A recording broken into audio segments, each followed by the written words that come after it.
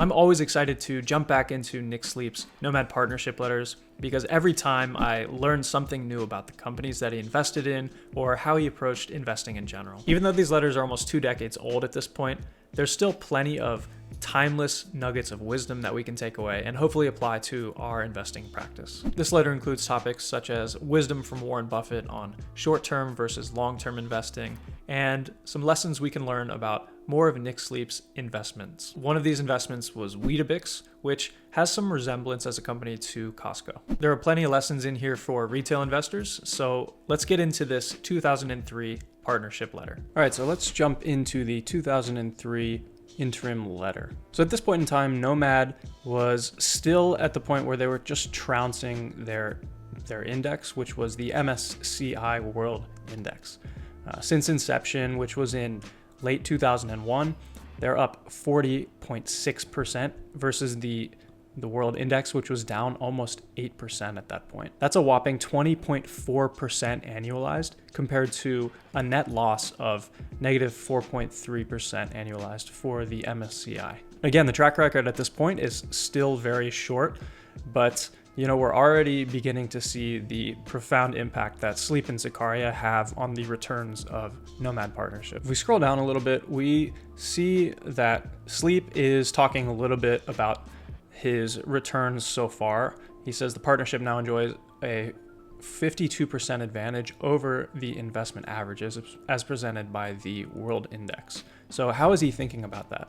Well, of course, he turns to wisdom that he's learned from Warren Buffett. He refers back to some old writing that Warren Buffett did in his early partnership letters, and I'll briefly quote this. He says, "Return to the table above," which he's talking about this partnership information right here. He says, "Shuffle the years around and the compounded result will stay the same. If the next 4 years are going to involve, say, a plus 40, minus 30, plus 10, and minus 6%, the order in which they fall is completely unimportant for our purposes as long as we are all around at the end of the 4 years, as we at Marathon intend to be. The course of the market will determine to a degree when we will be right, but the accuracy of our analysis of the company will largely determine whether we will be right. In other words, we tend to concentrate on what should happen rather than when it may occur." So at the end of the day, Sleep was striving to be right in his analysis and not necessarily worry about which years were going to be the good years and which years were going to be the bad years. If he was able to have any number of years be outperforming years and limit the number of underperforming years, then the fund was going to do really well. And as it turns out, that has exactly been the case. So here we're just harping home the idea that it's really the accuracy of the analysis that is important at the end of the day. I always love to see people reference these old partnership letters. That's definitely something that I want to revisit pretty soon because even at such a young age, Warren Buffett was ahead of his time. So in a similar vein, Nick Sleep talks about the difference between thinking about short-term versus long-term results. And he says that he has a preference for at least 5-year time horizons, which even still might be a little short in his mind. But he says that you should be as indifferent towards results so far as the annual sequence in which they have occurred when talking about short-term versus long-term. And having a stoical disposition to short-term results is both the right way to think, and it also prepares one for the results that may be reasonable but are unlikely to be an extrapolation of the last 2 years. So he's dropped the wisdom bomb and even referred to investing in the stock market as a practice of stoicism. He highlights never mark emotions to the market. So say you outperform for the past 2 years, there's no indication that you're going to outperform for the following 2 years, and vice versa. If you've underperformed and you take a stoical approach to this, there are very good chances that you'll outperform for the next 2 years. So the exact order of the results doesn't matter, but at the end of the day, the real results do. However, I can see this being a problem for, depending on if you were running a fund, the redemption terms. So if you do have 2 down years, it's very likely that some of your investors are going to want to withdraw their cash. So that also harps on the idea that your investors in your fund need to be very aligned with you. I don't know if any of you watching this actually run your own fund or what have you, but that's something that I've heard Monish Pabrai talk about a lot. Sleep has a very interesting way of talking about the intrinsic value of the companies in his portfolio. At this time, he says the portfolio is valued at about 65 cents on the dollar compared to 50 cents from earlier of the last year. I haven't highlighted this here, but upon revisiting my highlights, I see this sentence: "We are always on the lookout for companies with corporate character that are pursuing strategies designed to create sustainable value." This looks like it's going to be some pretty applicable pieces of information for us as investors. He says, "This is no mean feat, and we work hard reading annual reports and proxy statements and interviewing management trying to answer the questions." Now, here he gives a list of questions that he is actually asking of these companies, whether or not he's asking directly to management or asking himself to find this out, make sure he finds this out in the annual reports. He asks, what are returns on incremental capital and the longevity of those returns? Are management correctly incented to allocate capital appropriately? And what is discounted by prices? So if you do have an active investment checklist, then these are probably 3 questions that should be likely candidates to be added to that list. Basically, he's asking how durable is the competitive advantage for this company, and how long can they continually reinvest in the business at high rates of return? And he also wants to know, is management incentivized to continue to have high returns on capital for this business, as well as, is there anything going on in today's price that is not being accounted for, or maybe is being accounted for too heavily? One of Sleep's goals at the time was to find companies that were neither increasing or decreasing the amount of shares outstanding.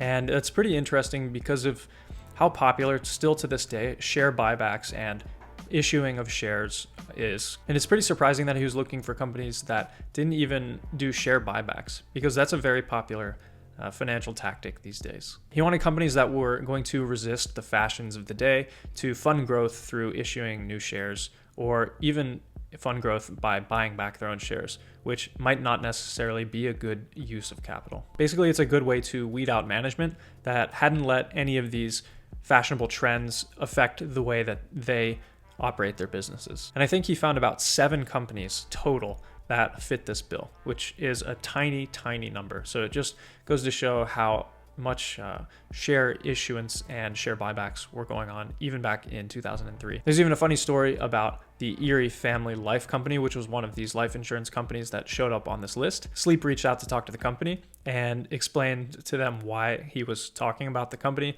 and they issued a response: "Hell, we have not issued a share since 1925. Sleep talks a little bit more about the state at the time of share buyback situations, so you should probably read the letter if you want to go a little bit deeper into that. Sleep also covers the investment case for the company Weetabix, which we talked a little bit earlier about in the video. And it's so rare for a manager to go so in depth about the specific companies that are in the portfolio. And Sleep is one of the few that it makes it very clear. He's almost Buffett-like in his ability to elucidate and make the investment case very clear. Nomad actually changed its investment policy at the time from only being able to invest in listed securities to investing in unlisted companies. So it looks like this was their first foray into that as a partnership, where they invested in Weetabix Limited, which is, I don't know if you're familiar with it, a manufacturer of breakfast cereals and bars in the UK. So I'm not very familiar with that in the United States. At the time of the writing of this letter, Nomad had already received a 20% return on their Weetabix investment. Nomad had the right partners in place to allow them to go off the major exchanges and go to the equivalents of over-the-counter markets in the UK. So let's briefly go over the Weetabix case. It's a company that at the time had 22% market share of the UK breakfast cereals, and was a company that was constantly spending and reinvesting in its brand to keep itself relevant. This at the time was in contrast to other companies that were actually trying to cut spending in order to boost their profits to basically meet Wall Street's expectations. Sleep describes an idea that I hadn't heard of before reading this, which was that Weetabix's share of voice, or the share of industry marketing spend, had exceeded the firm's share of market. For a consumer goods company, this is often a powerful combination, as market share tends to rise or fall in the direction of share of voice. So when evaluating consumer goods companies, this is a really powerful model to keep in mind. So Weetabix was continually increasing its share of voice at a time when other companies were actively decreasing their own. So in this case, Sleep was betting that Weetabix's market share was also going to increase. When I was going through this next portion reminded me a lot of the way Costco operates. He describes Weetabix as a company that will run its factories at about a 50% redundancy rate. So they have a very high standard for quality. And while that may lower returns on capital in the short term, in the long term, it's going to only provide value for their long-term brand and potentially help them hold on to customers for a long period of time. Basically, they're making investments in their processes to build trust with their customers. Value creation is often most sustainable when it is built slowly, and notably last year, Weetabix became the largest selling breakfast cereal, overtaking cornflakes 70 years after the company's foundation. So that really illustrates the power of the slow and steady approach to making sure that the quality is high and the processes are in place to continue to keep that level of quality really high so you don't breach any trust with the customers. Okay, now we can move on to the annual letter, which is the year-end letter for the Nomad partnership. And he always starts with a discussion of the results, either for the half year or the full year. And if you remember in the previous section of this video, the annualized return for the fund was 20.4%. And now we're seeing just a few 6 months later, a 34.7 annualized return for the fund. These returns are incredibly impressive. I mean, if we think about Monish Pabrai's rule of compound 26, which means he's going to double his money every 3 years according to the rule of 72, Nick Sleep is pretty much knocking it out of the park. Pretty much Sleep has doubled his investors' money in only 2 years. Compare that to investing in the index, which was only returning 4.5% since the fund was started. It's just a no-brainer. He talks a lot about the actual terms of the fund in this letter, but there are still a few nuggets that I wanted to highlight from this letter. There's this pretty interesting idea about reflecting on your own mistakes and successes in the stock market. He describes a confession from Bill Miller, who says that he is definitely more interested in studying his failures than his successes. And while it is important to study the failures, the successes also deserve some attention. Because if you assume that something went right simply because of your initial thesis, that's not always going to be the case. A stock can go up for any number of reasons, rational or irrational. And humanity has this tendency for loss aversion, and losses hurt a lot more than actual winners. Sleep admits to falling prey to this. He says that his investment in Stagecoach effectively paid for the failure of a previous investment in Costco 6 times over, and yet Costco is the company that he wrote about first. So he says that these are habits and preferences and tendencies that are deeply ingrained within human nature. Sleep goes on to try to explain, without fooling himself, the reason for the outperformance for the fund. And basically he boils it down to a few things. Number one is that he's simply investing in despised businesses that are currently at unreasonably depressed prices. So here we're still seeing a heavy influence of these, what we might call cigar butt companies in his portfolio. But he does point out that he has a higher quality portion, which at this time includes Costco, that he hopes will contribute the majority of the performance going forward. So we're starting to see the wheels turn in his head that he wants to change his strategy. He goes through a few scenarios describing what might happen in specific cases if he reaches certain compounded annual growth rates in his fund.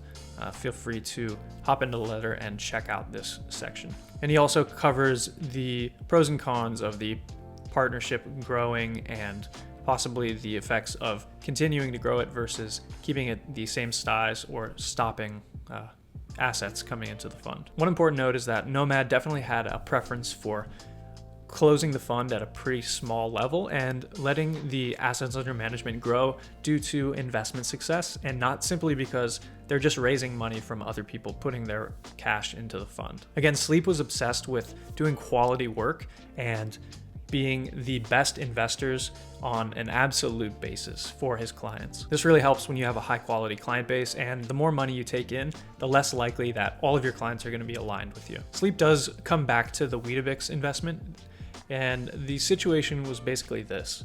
Weetabix ended up being sold to another private company called the Hicks, Muse, Tate, and First Inc., which was a private equity firm. It was offered in a way that only required 75% approval as opposed to the typical 90% in a general offering. Unfortunately, Sleep believed that the price offered was about 25% too low, and that price was £53.75 per share. Here we're seeing a little picture of Nick Sleep as potentially an activist, because he reached out to the firm doing the offering and he reached out to management of Weetabix, and basically his words fell on deaf ears. He says, fund managers who in their private capacity would be insulted if someone offered less than their house was worth happily sell shares in their professional capacity at discounted prices to smart buyers, and no one cries foul. So there's this mismatch that Sleep is seeing between some types of transactions versus others. Companies on the public market don't get the same scrutiny or potentially even same valuation work that a private business or a private home or residence might. This is just another example of human irrationality. Now, Sleep talks about one of the best defenses for this situation happening, which is the inability to prevent some sort of action in the company, is to possibly own about 10% of the shares in the company. So basically, if you're a minority shareholder, you really have no influence on the overall direction of the company. All investors face this problem, everybody from Warren Buffett at Apple all the way down to retail investors like us. Well, that's it for the 2003 Nomad Partnership Letters. I hope you were able to take away at least a little something for your investment practice.